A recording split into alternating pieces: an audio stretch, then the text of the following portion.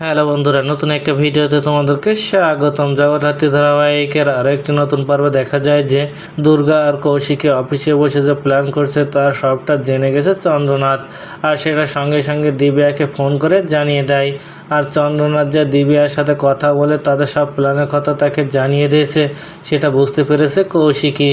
আর তাই আবারও নতুন করে প্ল্যান করে কিভাবে জগদ্ধাত্রীকে নিরাপদে কোর্টে নিয়ে যাওয়া যায় সেটা নিয়ে, যেটা আর জানতে পারে না চন্দ্রনাথ। এদিকে চন্দ্রনাথের মুখে সবটা শুনে দিব্যা সে সিদ্ধান্ত নেয় সে আজ কোর্টে জজ সাহেবের কাছে দুর্গার চালাকি ধরিয়ে দিয়ে নিজেকে নিরাপরাধ করবে। তারপর নিরাপদে জগদ্ধাত্রীকে নিয়ে কোর্টে আসে কৌশিকী, আর জজ সাহেব দিব্যা সেন ও কৌশিকীকে আদালতের কাঠগড়ায় তুললে জগদ্ধাত্রী দিব্যার বিরুদ্ধে সাক্ষী দিতে থাকে। আর তখন দিব্যা জজ সাহেবকে বললে, আমার বিরুদ্ধে যে কোর্টে সাক্ষী দিচ্ছে সে জগদ্ধাত্রী না, ও হলো জগদ্ধাত্রীর মেয়ে দুর্গা।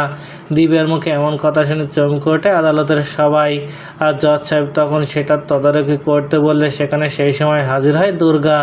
আর এই দুর্গাকে দেখে চমকে ওঠে দিব্যা আর মনে মনে বলে, তাহলে জগদ্ধাত্রী ভালো হয়ে গেছে। তো বন্ধুরা, কী ঘটতে চলেছে গল্পে এবার জানতে হলে আমাদের সাথেই থাকুন। ধন্যবাদ।